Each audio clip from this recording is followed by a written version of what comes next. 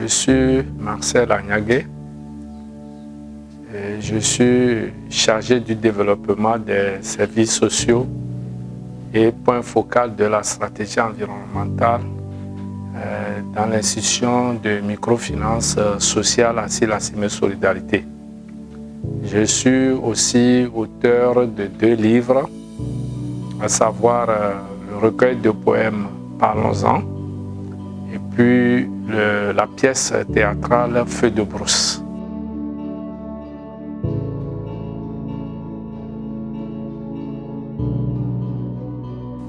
Bon, au fait, à vrai dire, moi, quand j'ai l'inspiration, que ce soit le roman, le recueil, la pièce théâtrale, les nouvelles, je suis de tous côtés.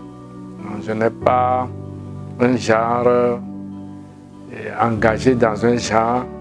Sinon, moi, dès que l'inspiration vient, si je veux le faire, l'écrire en roman, ou bien en nouvelle, en pièce théâtrale, ou bien en recueil de poèmes, c'est ce que je fais. Sinon, je ne suis pas engagé dans un genre.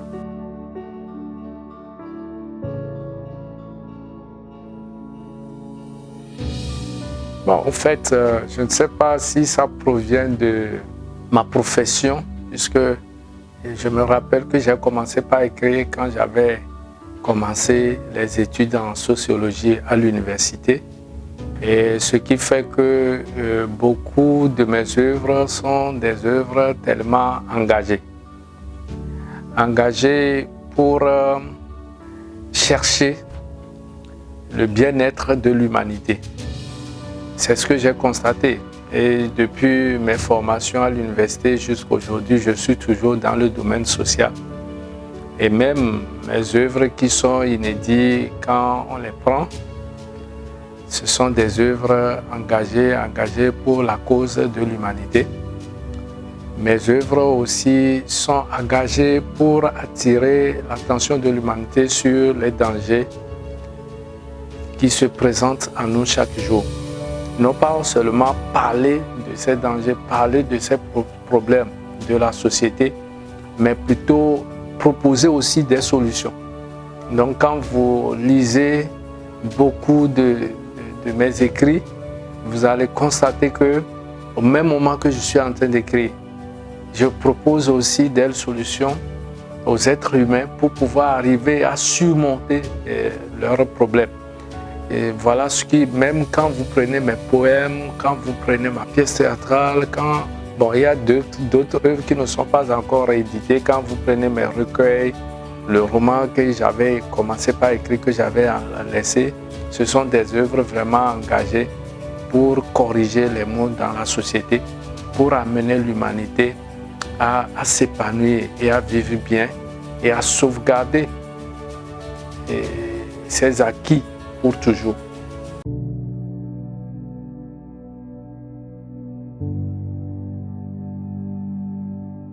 Ma première œuvre, effectivement, c'est Feu de brousse. Et puis, je me rappelle que c'est la toute première œuvre éditée par Aoudi, l'aîné, qui piétine toujours, mais ça arrivera. L'œuvre parle. Le feu, c'est le sida.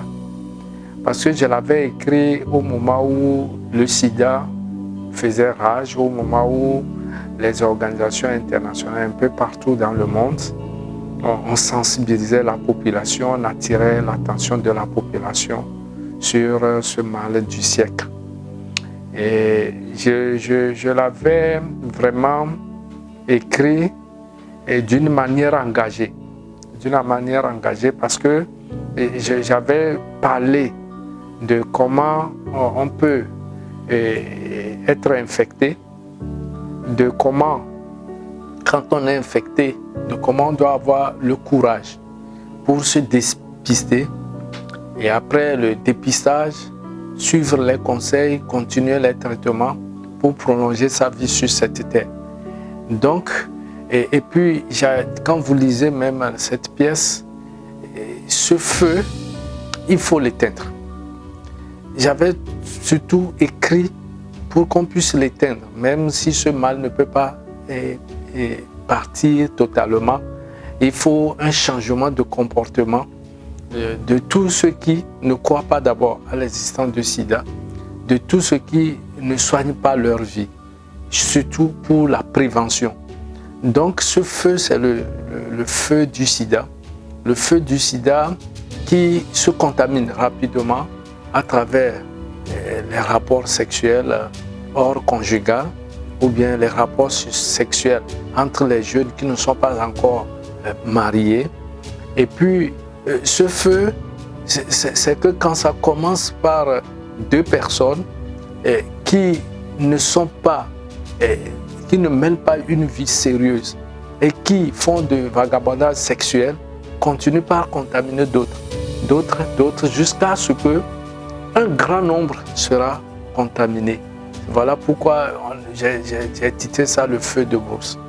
Et puis, c'est ce que j'ai dit, avec les conseils, avec les mesures préventives.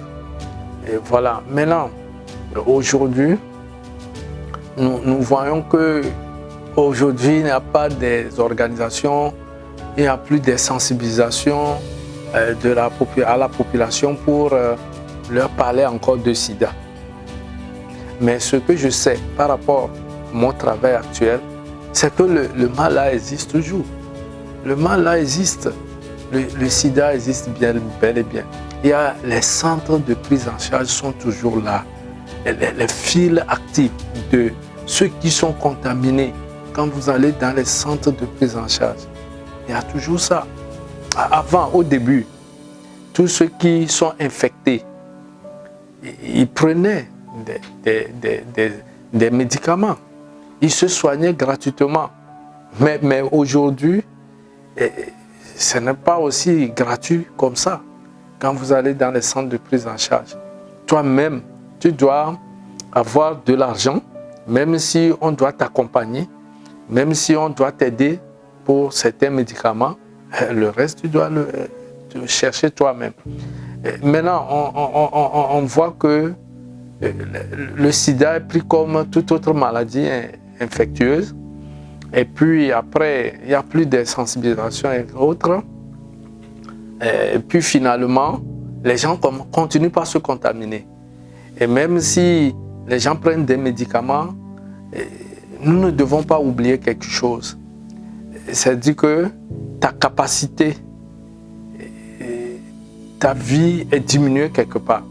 Parce que d'abord, souvent tu tombes malade, même si tu prends des médicaments, tu seras en bonne forme. Donc tu vas toujours travailler, mais tu es plus fragile que celui qui n'est pas infecté.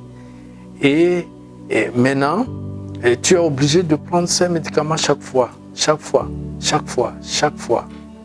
Donc moi, c'est vrai aujourd'hui que le sida n'est plus crié aujourd'hui comme par le passé, mais je voudrais à travers cette interview appeler encore l'humanité à savoir que le mal existe, que les gens continuent par s'infecter, même s'il y a des traitements et qu'on peut prendre ça comme n'importe quelle maladie.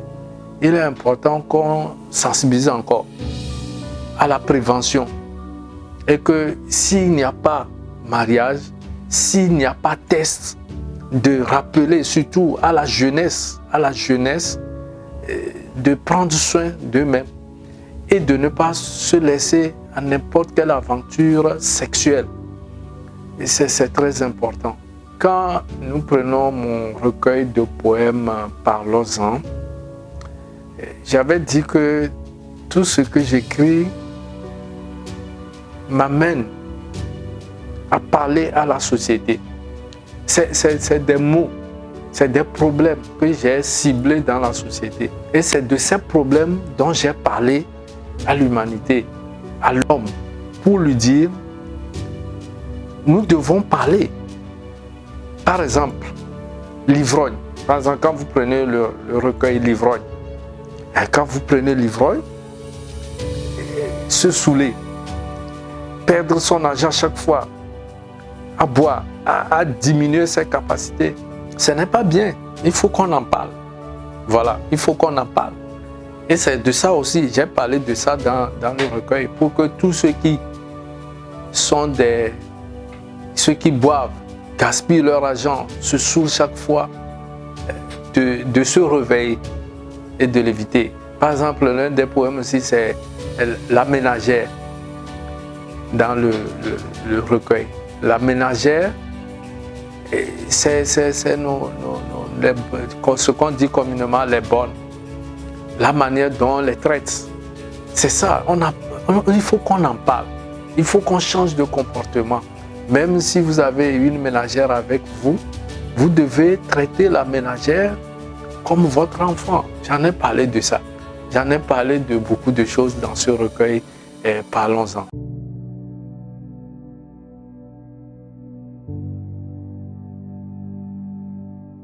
Avant de parler de mes projets futurs, je voudrais d'abord dire que ce n'est pas un départ. Je suis toujours là. J'ai des écrits qui sont dans les tiroirs que je vais ressusciter tôt ou tard. C'est à cause aussi de mon engagement, puisque j'ai d'autres fonctions.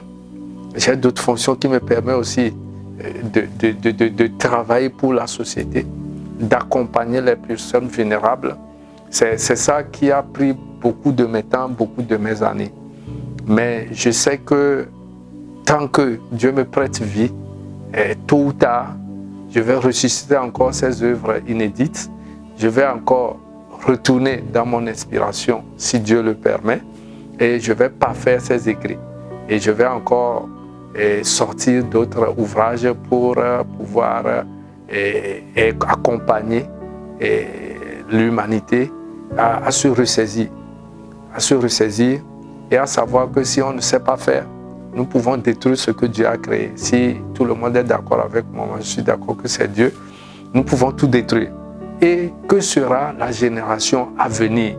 Nous devons toujours penser à la génération à venir. Voilà pourquoi mes inspirations, c'est attirer l'attention des gens. Donc, tôt ou tard, je vais revenir encore sur la scène littéraire. Je vais éditer d'autres œuvres si Dieu le permet. Je tiens à vous remercier aussi.